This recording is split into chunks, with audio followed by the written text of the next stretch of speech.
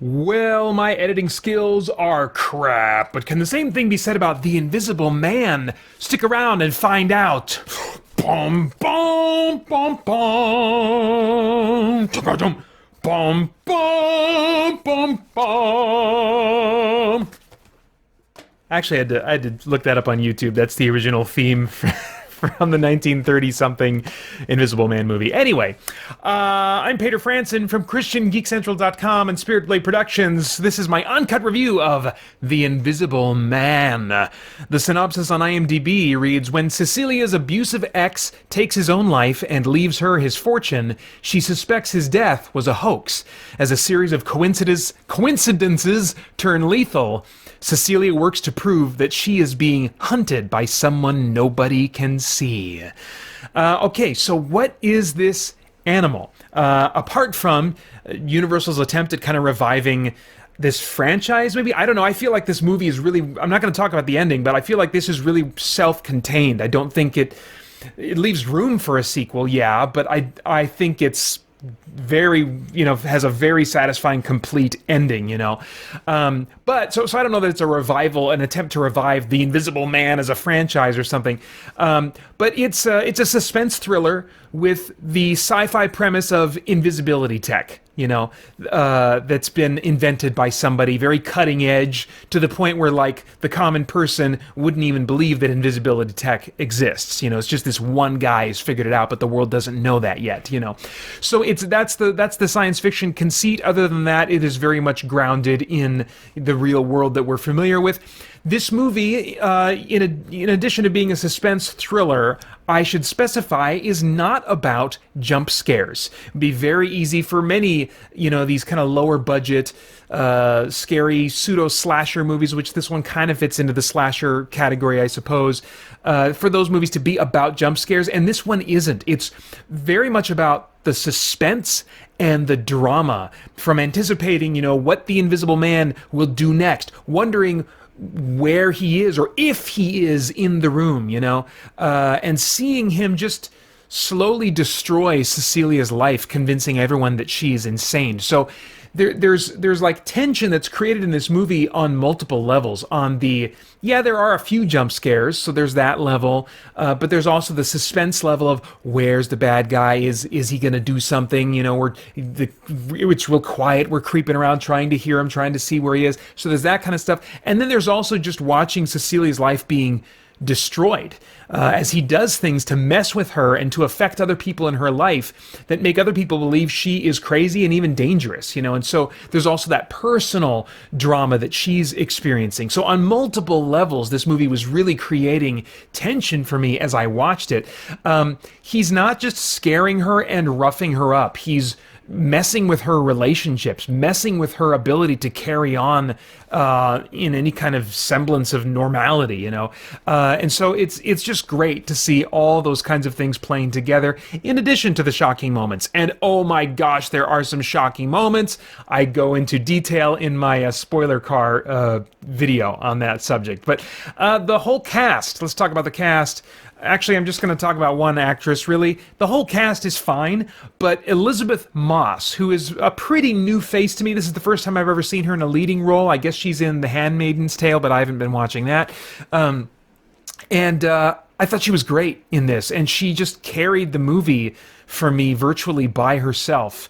I love that they cast in Elizabeth Moss not a cookie-cutter Hollywood beauty to act scared and end up running around terrified in her underwear, but instead they cast an actress who's just really solid and really sold to me her fear, her paranoia, her brokenness, a range of kind of emotions that I really just appreciated her performance. It really made this movie what it was. As far as the visuals, though, this movie has an estimated budget of $7 million, so really on the inexpensive side of things. It's directed by Lee Wanell, and he also directed Upgrade, which was my movie of 2018. I just thought that was amazing, and so I'm just really going to be keeping my eye from now on Lee Wanell and any movie that he directs, because he just really seems to know how to take a small budget and still do some really visually engaging things despite having those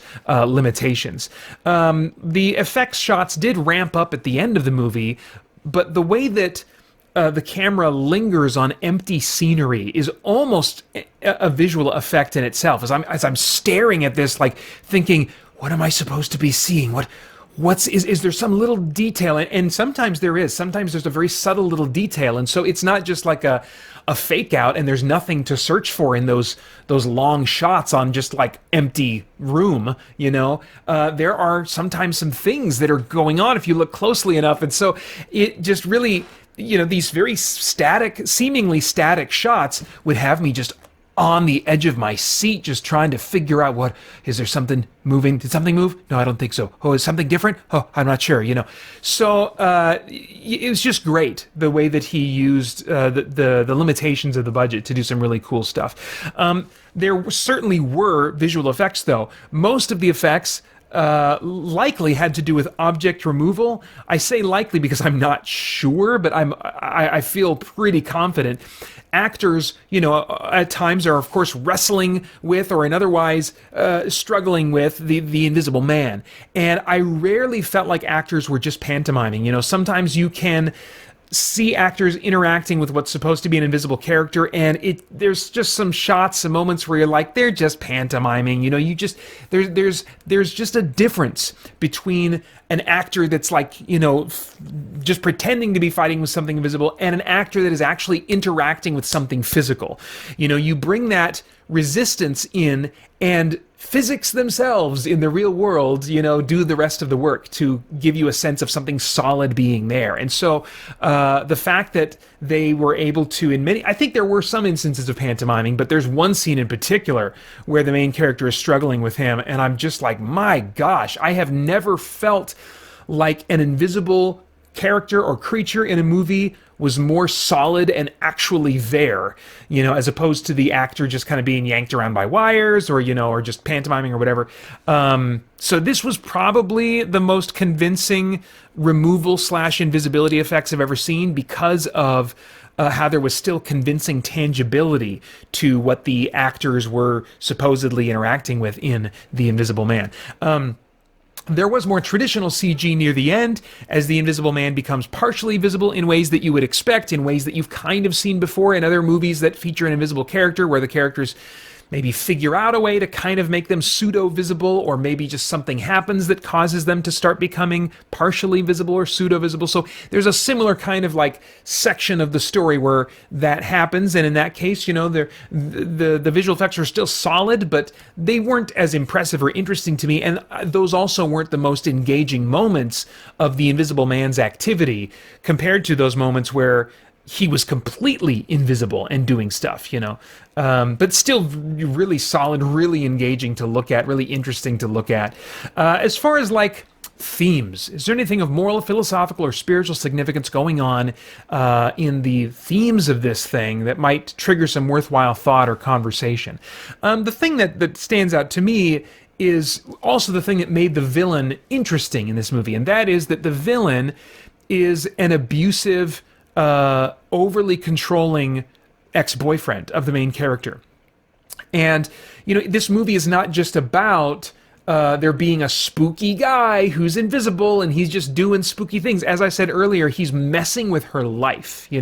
It's all very, he's just got a vendetta. It's very spiteful and also obsessive, and he's just psychologically interesting because of how grounded in reality he is. Now, I think that most viewers, thankfully, will not be able to relate to having a boyfriend or a girlfriend or a spouse that is psychotically controlling and abusive in the way that this character is, but it's certainly the concept of this character and his psychology is definitely grounded in reality. And some people in the world have and do have a spouse that sadly ends up being just this unhinged, and is this dangerous and abusive, So I think this movie might trigger some thoughts about, if not necessarily like the extremes of a controlling relationship, maybe the more like garden variety, subtle controlling that can happen in relationships, subtle manipulation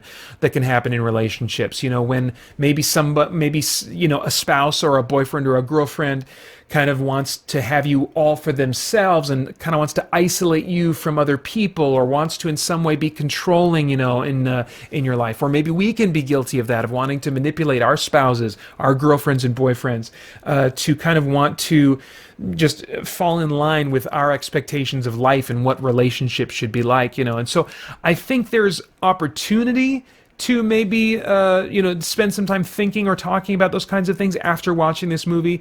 But I think that the nature of the movie and how intense it is and how just extreme the situation is won't necessarily naturally lead people to think that. I think mostly viewers are just going to be engaged in the intensity of the experience. But I think maybe there's a springboard there if you wanted to use it for that. All right, I have no idea what your tastes are in movies, but if I were a time traveler, I'd go back in time and say, Pater. Okay, you can wait on this, but definitely do see it. You don't want to... Is my microphone? Man, I just said this crazy thought that my microphone wasn't on. You definitely want to see it at some point. Maybe with this one, wait for like 9 months until it's come to home video, it's been on Blu-ray for a while, and hits more of a bargain bin type price, like $10 or less, and then just buy it sight unseen, because it's one you're definitely going to enjoy. It's not mind-blowing, it's not going to be your movie of the year by any stretch, but it's still a really good one, and one that you're probably going to want to have in your collection at the right price so that you can, watch it a time or two again and also share the experience with others. You can get my spoiler-filled reactions to The Invisible Man today in my spoiler car video series, just one of many perks available for your support over at patreon.com/spiritblade productions. This one has an MPAA rating of R for some strong bloody violence and language. And I wouldn't describe the bloody violence as gory. And so it almost felt like a really hard PG-13 in some respects, There was some language. I don't remember a lot of F-bombs being dropped. And so I mention that because I think of the relationship aspect of this and how it might hold some interest for people that normally wouldn't watch this kind of movie. I said to my wife when I got home, I was like, you might enjoy watching this sometime. That's another reason why I think I'll want to add it to my collection at some point. All right, those are my thoughts. I'd love to get yours in the comments below. Please like, share, subscribe, click that bell to stay connected. Anything you want to do to share this content, I'd be really grateful for. And thank you, Spirit Blade Insiders, for making this review possible. Patreon.com/SpiritBlade Productions for more info. Then I hope you'll join us soon over at christiangeekcentral.com as we continue to geek out and seek the truth. Hey guys, thanks for tuning in. We've got a ton going on here at Spirit Blade Productions and Christian Geek Central, including our in-depth Bible study for geeks, movie, game, and other entertainment reviews or commentary, live streams, Christian geek news, original audio dramas, and tons more. And on top of all that, you can become a Spirit Blade insider with an influential voice and get access to exclusive content and rewards. It's your involvement as a patron that will keep all of this going and growing. So I want to thank you for your consideration in that. For more information, please check out our Patreon page through the link below at patreon.com/SpiritBlade Productions. Thanks for listening.